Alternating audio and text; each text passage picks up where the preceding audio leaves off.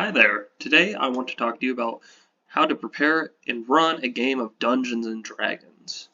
Dungeons and Dragons is a fun and interactive game that you can play with your friends and anybody that you really meet. You may be asking, what is Dungeons and Dragons, or sometimes called D&D?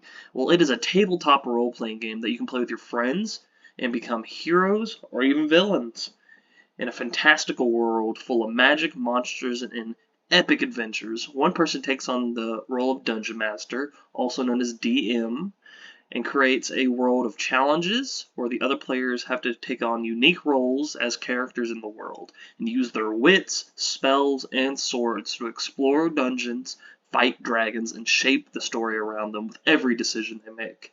It's a collaborative game where you roll dice and just enjoy the chaos and tell a wonderful story together. Now, it all might seem like fun and games, but preparing for a game is very important. First, if you're playing as a character, or even as a DM, you want to make some characters. You're going to have to choose your race, your class, and your background to start off with, and then spice it up with some fun abilities and personality traits.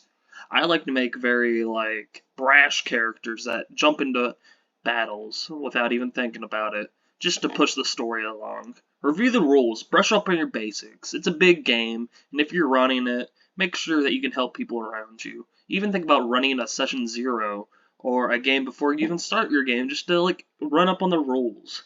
Get some gear. Bring dice, bring character sheets, bring pencils, and if you as a group decided to, you could play with miniatures as well on a grid-based system.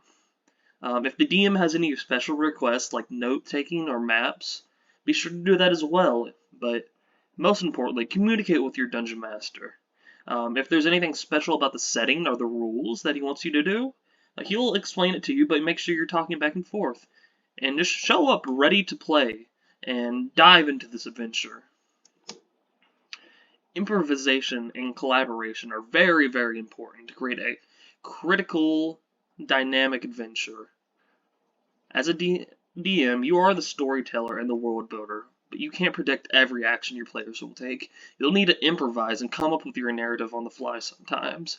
Keep it flowing, keep it fun, but collaboration at the end of the day is super, super important. Be flexible and hear your players' ideas, and just make sure you're listening and building a fun adventure together. Adaptability and problem solving are probably the next biggest thing. In a game like this, challenges from a tricky puzzle, a tough combat, or unexpected character conflict can arise at any turn. As the Dungeon Master, you need to stay flexible, creative, and encourage teamwork and outside-the-box thinking. Be open to alternative solutions. Don't stick to a rigid way to do it. You're not writing a book. Think outside the game. If conflict does start with actual people outside of the game, this can happen from misunderstandings. Just we're all human, things happen. It's important to address this very quickly and respectfully, though. Make sure that everybody's communicating and you can find a common ground and adapt the rules if necessary. But things like this, you can usually solve outside a game, not to slow anything down. If necessary, though, we're all adults. Stay calm, keep it smooth, and make sure it's an enjoyable experience for everybody. Reasons I like to play: from late nights to friends with hours planning out elaborate settings. There are many reasons to play. Personally, I enjoy building out giant worlds that I can guide my players through and see how they interact with my setting. Besides that, D&D is a rampant expression of creativity.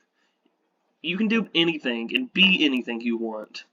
And you make lifelong friends, and just meet random people that enjoy the same thing as you. D&D has brought me unmeasurable joy to my life, and I hope that I've expressed in any little way the same to you. Here are my citations of the images I used and some of the text. Thank you.